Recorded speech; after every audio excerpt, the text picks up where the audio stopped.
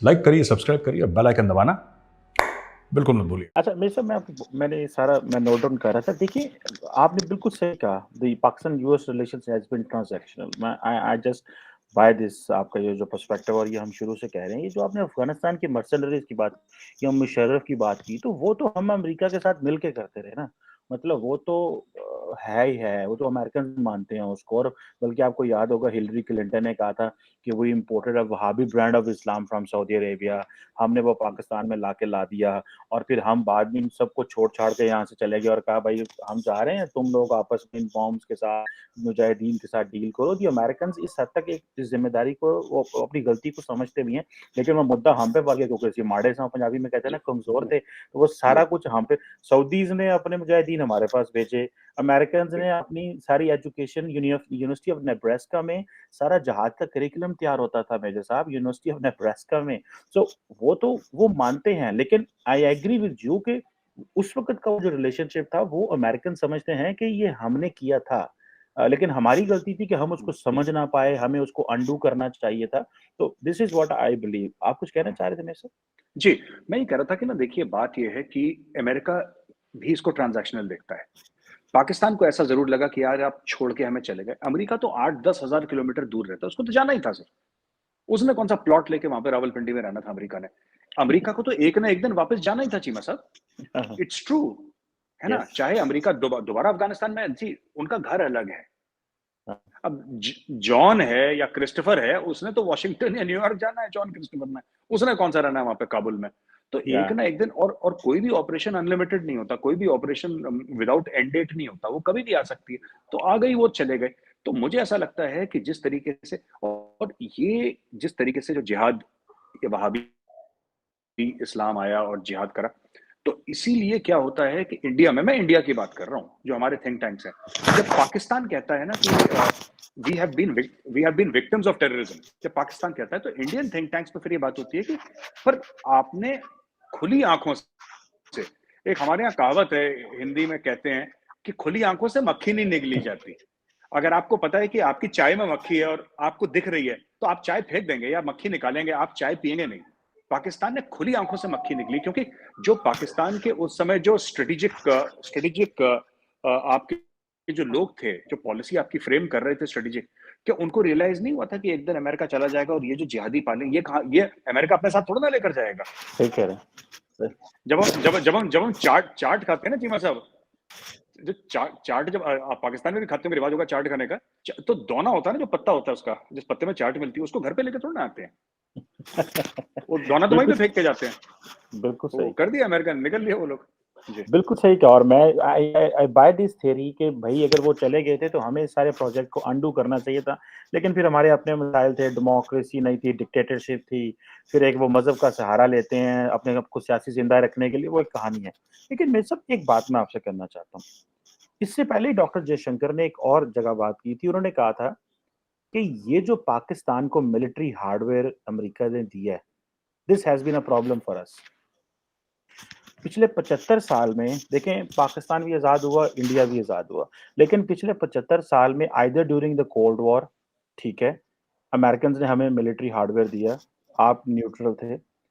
आप नहीं समझते ये जो पिछले 75 साल अमेरिका और पाकिस्तान फौज की जो मिलिट्री कोऑपरेशन रहा, that has been a major problem for India. आप तो आज बात कर रहे हैं ना कि भाई वो उनको तो वो ऐसी कोई बात नहीं है।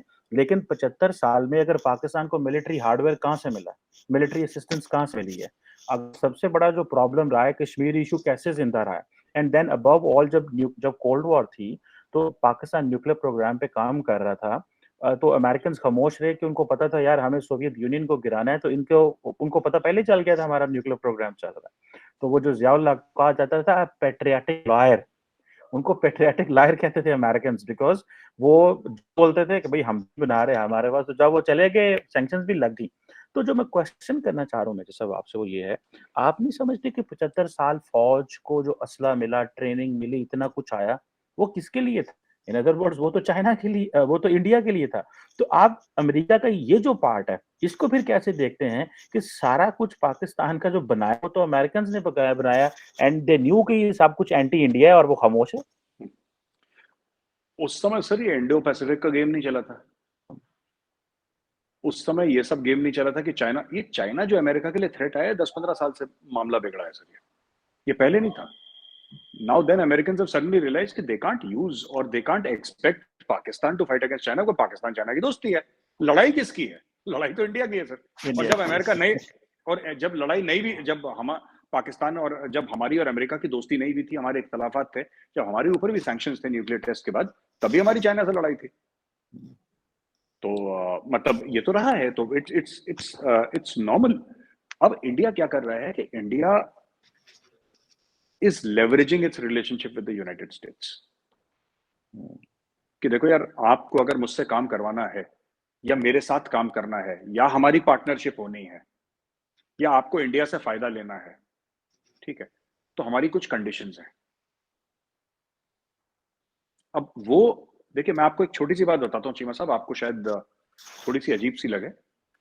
India is building up its military strength and its diplomatic strength, and there is a reason. एक तो दुनिया का है, वासुदेव कुटुंबकम है, ये सब है, ये एक ये स्टोरी एक तरफ चल रही है।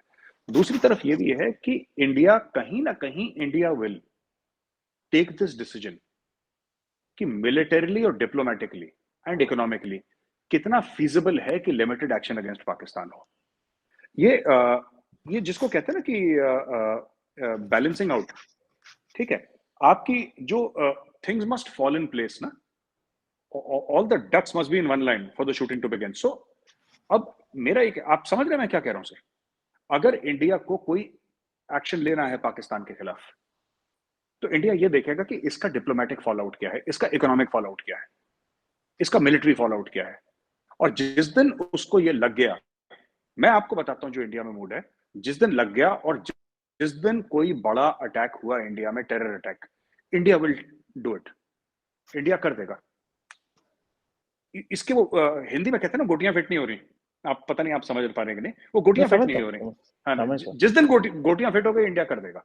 मैं आपको बताता हूँ, पूरा मूड में बैठे लोग, और गोटियां फिट नहीं हो रही इनकी, दे वेटिंग कि गोटियां फिट। कैसे गोटियां फिट होंगी? फर्स्ट ऑफ ऑल, अगर एक्शन कश्मीर में होता है, जिसको हम लोग पीओके कहते हैं, आप लोग आजाद कश्मीर कहते हैं, वहां पे चाइना का प्रेजेंस है, ठीक है।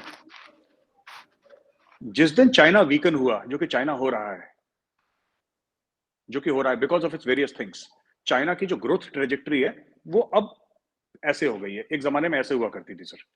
अब चाइना की वो ग्रोथ ट्रेजेक्टरी नहीं है जो एक जमाने में हुआ करती थी। चीन के खर्चे उसके उतने ही हैं, इसीलिए तो वो सीपैक विपैक में पैसे नहीं लगा रहा, क्योंकि अब क्या करेंगे?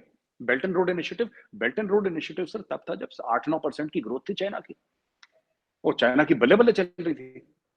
That is the time when China said कि खर्चे करो। होता है ना, जब बंदे के पास पैसे आते हैं बंदा खर्चे करता है, जो पैसे आना बंद हो जाते हैं बंदा कहता है खर्चे कम करो यार, घर में एक सब्जी कम बना लो, अब खर्चे कम। तो चाइना को ये दिख रहा है, तो अब चाइना ने बेल्ट एंड रोड इनिशिएटिव से पीछे हाथ खींच लिया। तो India is also looking out for this कि गोटियां कब फिट हो रही हैं, और जिस दिन इंडिया को लगेगा गोटियां फिट हो रही है, India will move in under the present regime, जो मोदी जी की सरकार है, इंडिया विल मूव इन। अब और 2024 में अभी तक तो जो इंडिकेशंस मिले हैं, everybody is saying 100% Modi ji is coming back.